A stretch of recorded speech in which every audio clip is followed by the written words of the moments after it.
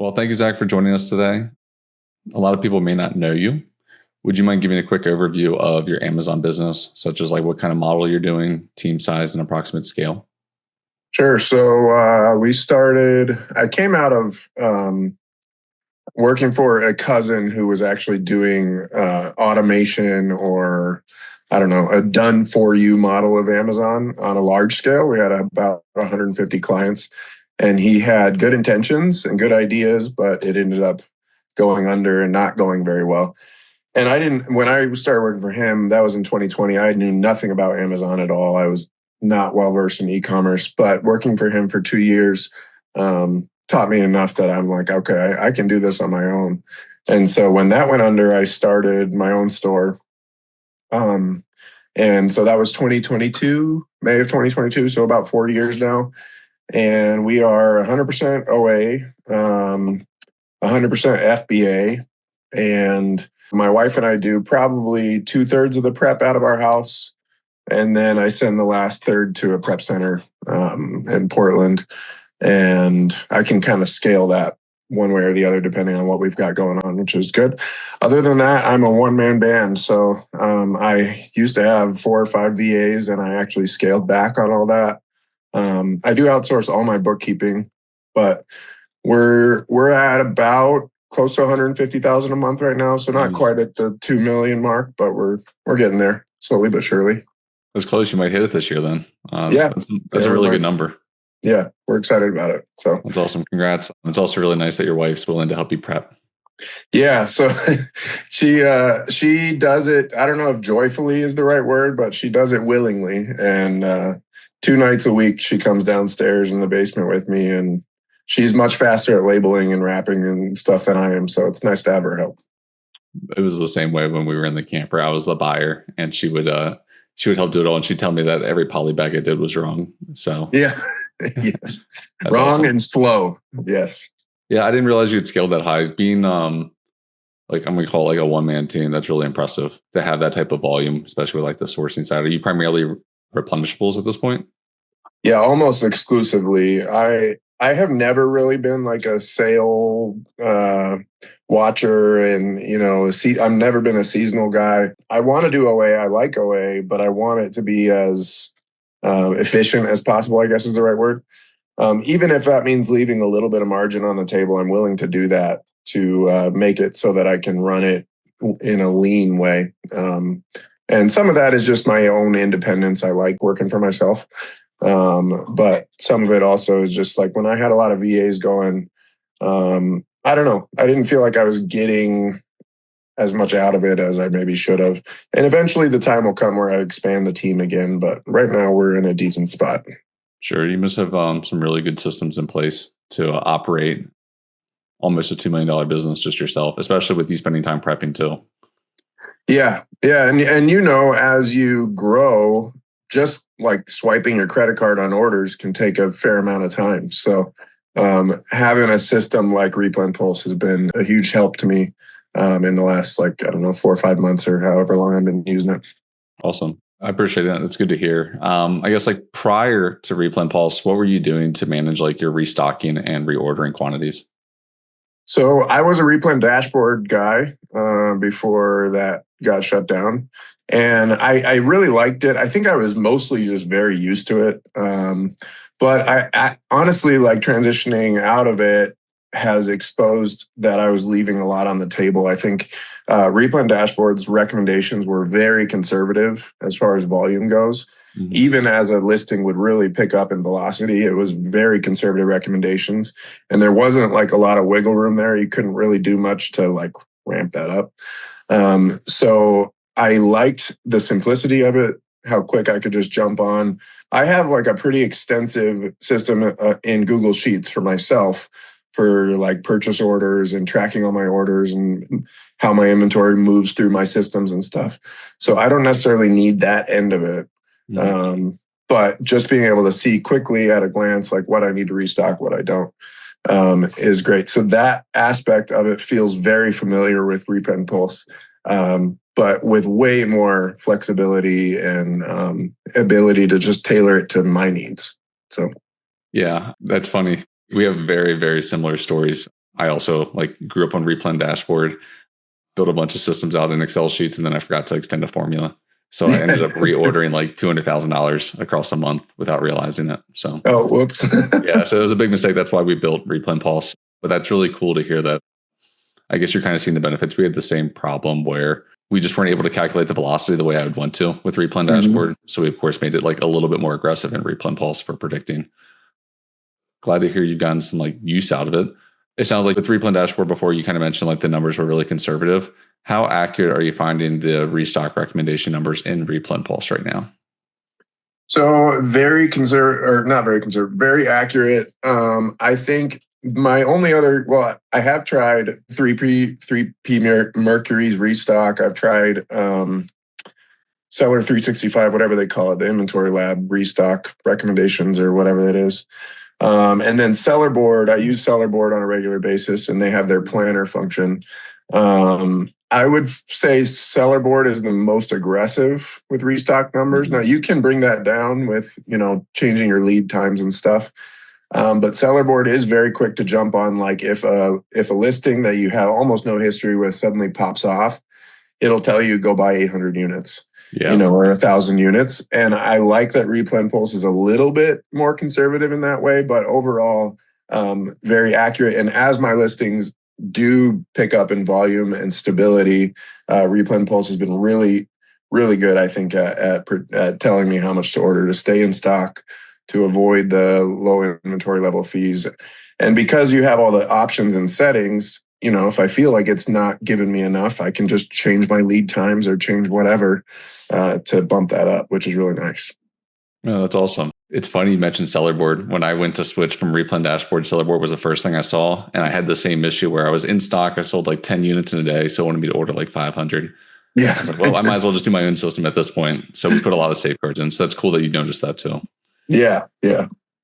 Seller Board's great, but very not a lot of flexibility there, and not a lot of information. Like it feels like that side of their system is kind of an afterthought and not something they've put a lot of work into. I agree. I use it for like the financial numbers, and they're fantastic for that.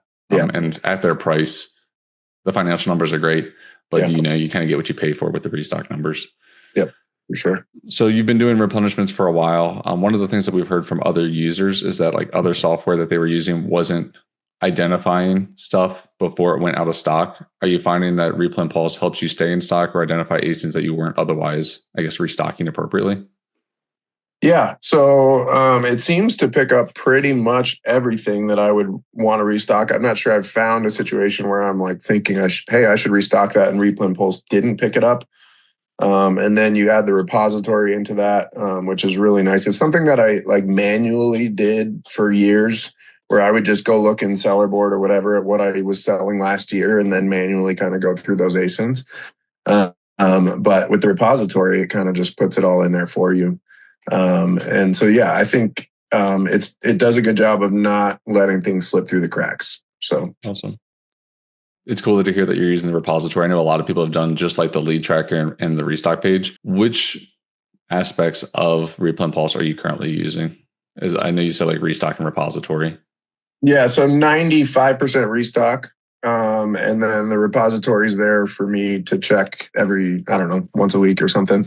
I need to get out of my system of just bookmarking leads I want to keep track of, because that's like the least efficient way to do it.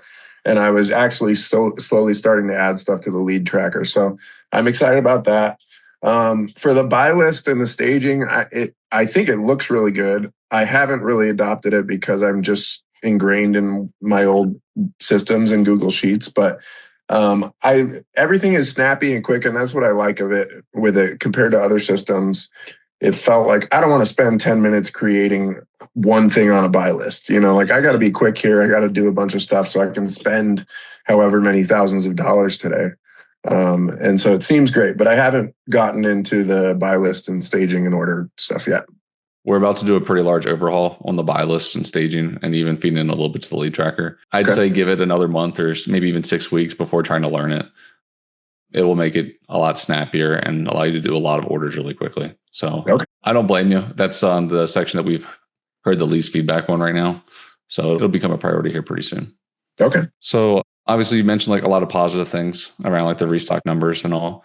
What areas do you still think need like improvement for the software, or what's something that you feel like it's missing? Now maybe I'm just missing this. I have had some listings where Amazon shuts them down or, whatever, for whatever reason the listing goes away. Having like a quick way to just hide it so that I don't have to see it anymore. I don't know if that's in there somewhere and I just haven't seen it. It's on our to-do list is where it's Okay. at. I had the same concern. We were going to buy a battery, got taken down, and I was about to buy 300 of them. And I'm like, I know I've seen this account health violation recently.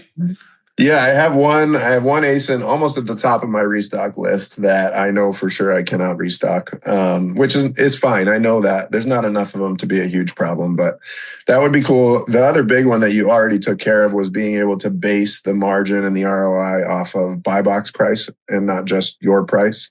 And being able to go back and forth is great, but I love seeing my margin based on buy box. And then you automatically did it where if it's suppressed, it'll base it off of the low price instead, which is perfect for me. So that was a big one. And I don't know. I think you mentioned, I think in one of your recent posts or emails that you guys are tailoring the velocity predictions a little bit more. I think as an OA seller, I don't want to go crazy like Sellerboard says and buy 1,000 units of something that's only sold for one day. But I do want to make sure that like I can jump on a listing at a good volume before, without having to wait 2 or 3 months for like it to really build up in velocity. Like, so I think there have been a couple times where I'll just know instinctually, hey, I should order more than Replen Pulse says I should. Yeah, that's perfect. So there'll be an update going out this Thursday or Friday, essentially fixing the other half of it. A couple weird orders affect the numbers in a significant way. So it'll be tailored to accommodate that. And then I'm testing 6 different calculations for like increased velocity so we can jump on those fast moving ASINs if we happen to under purchase. Okay. So perfect. Like Cool. That's the feedback we want, when we hear from 3 or 4 people the same request. It helps put it higher on the priority list. So thank you. Perfect. You are the largest OA seller that I've talked to using our platform right now. We have people anywhere from about 10,000 a month up to almost $1 million a month using the platform. Wow. Who do you think Replen Pulse is best suited for right now, based on your own experience? I mean, I don't see why it couldn't be useful for any scale, really. Yeah, I'm trying to think of a reason why you couldn't use it at high volume or low volume, and I really don't have one. I mean, me being where I'm at, it's great. And I feel like if I was lower or higher, it would still be great. So it's as simple as you want it because you can manage all the columns. You can get rid of stuff you don't want to look at, or you can get way more in depth with it. I think it's pretty applicable to anybody. That's what we want to hear, right? Make it easy for anyone to be able to intuitively do it and then be able to dive deeper as they become more familiar. Yeah. I think intuitive is a great word. Some of the other, and I'm like I love this stuff. I love spreadsheets. I love getting into this stuff, all the calculations. But some of the other systems that I've tried are just so unintuitive to me. And maybe it's just my brain doesn't click with them. But like, I don't want to spend hours and hours just trying to figure out how to say that I'm ordering, 100 units of something. Like, I want to be able to punch it in and move on with my life. And that's been great. I baited software at one point. And I just couldn't figure it out, right? I'm spending like multiple hours trying to figure out how to place an order through it, find my restock recommendations. I gave up on it. And that's frustrating too, because then it feels like wasted time.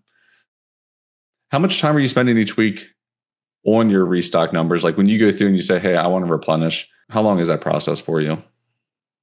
I try to limit my buying to weekdays. As much as possible, I try to have weekends free with my family. So let's say 5 days a week, it probably takes me anywhere from an hour to 2 or 3 hours to do my buying. Usually on the lower side of that. But so yeah, let's say maybe an hour and a half to 2 hours a day during the week is the time that I'm restocking. Sourcing, I'm really I source in spurts. I'm kind of weird with sourcing. I don't source all the time. I feel like when I've got a good catalog, things are selling, things are going great, I kind of leave it. And then when I'm feeling like I'm needing to get some fresh blood in there, I'll like binge source for, a week or something and get dozens and dozens of good leads. And then I'll take a break from sourcing for a while. So I'm kind of weird in that aspect. But buying, yeah, probably an hour and a half, maybe 2 hours a day. It's really cool that you're able to source that efficiently. I think there's so many softwares out there now that have made the sourcing side far easier than when you and I started back in 2022. Yes, very much so. That's awesome. It sounds like you built a really, really good business. Like I said, you're one of the largest sellers I know from a one-man team perspective. And it sounds like you have some really good systems and processes in place to be able to grow consistently. Yeah. Having all replenishables in OA can be pretty challenging. So that's pretty big kudos to you. It is. And doing that at a decent margin is also very challenging, but we've done okay. I know a couple other guys who are, more than triple what I'm doing with just OA and mostly small teams. So there's definitely guys out there doing it, but it is fun to be able to keep it lean and not go super, super team heavy, although I respect that as well. Yeah. Thank you so much for jumping on here and I guess telling others about your experience with Replen Pulse.